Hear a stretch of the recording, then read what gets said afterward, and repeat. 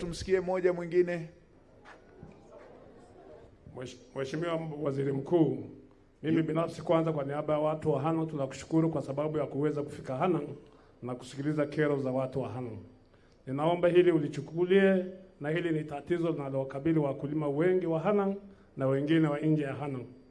Mheshimiwa Waziri Mkuu, swala hili watu wanaona kama lidogo, lakini swala linalotuumiza sisi wakulima. Tunahitaji viongozi wanaoweza kulichunguza na kuona kwamba tunaumia kwa kiwango kikubwa. Mheshimiwa Waziri Mkuu, bei ya mbegu katika nchi ya Tanzania na hasa mikoa yetu hii ya wakulima iko juu sana. Mheshimiwa Waziri Mkuu, mbegu ya mahindi inauzwa shilingi 7,500 kwa kilo, sawa na kilo 100 ambayo ni sawa na gunia moja. Mkulima anauziwa kwa shilingi 750,000. Wakati mkulima huyo baada ya kuvuna mazao yake ya gunia kilo 100 ya mahindi anauza shilingi 50,000. Nilikuwa nafikiri kwamba serikali yaangalie makampuni haya yanayowaumiza wakulima kwa kuwauzia mbegu kwa bei ghali. Hata mbegu zetu zingekuwa zimezalishwa katika kanda mbalimbali za Tanzania ili tupate bei nafuu ya mbegu.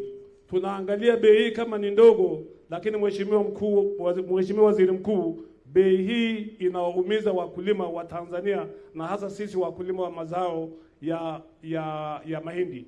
Kilo moja ya mahindi inauzwa ya mbegu inauzwa shilingi 7,500. Kilo 2 inauzwa shilingi 15,000. Maana yake waheshimiwa, tunauziwa kilo 100 ya mbegu shilingi 750,000. Sawa na gunia 12 ya mahindi unapewa gunia moja ya mbegu.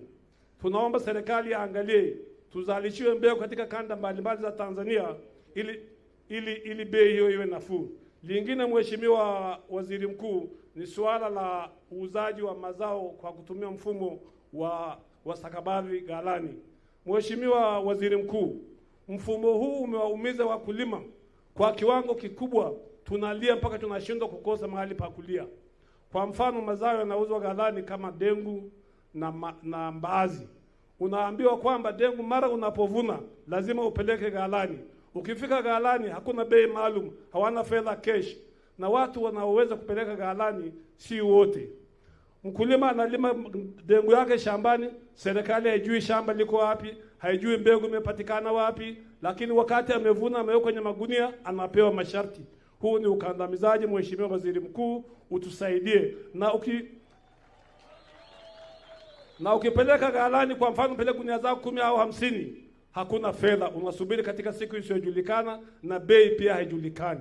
Mheshimiwa Waziri Mkuu na wananchi wa Tanzania kwa ujumla, utakuta mama au baba amevuna gunia yake 10, ana mtoto shuleni, ana mgonjwa hospitalini, hana mahali pa kupeleka. Ukipeleka njiani unakamatwa. Tunanyanyaswa na mfumo huu. Nina mashaka serikali itusaidie. Nyuma ya mfumo huu kuna nani anakandamiza wakulima kwa maslahi ya watu wachache binafsi? Tunaomba msaada wako, serikali itusaidie. Mheshimiwa, tunaumia, pokea kilio chetu, Mungu awasaidie.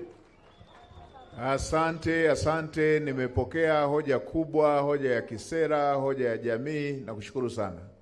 Hoja nzuri sana.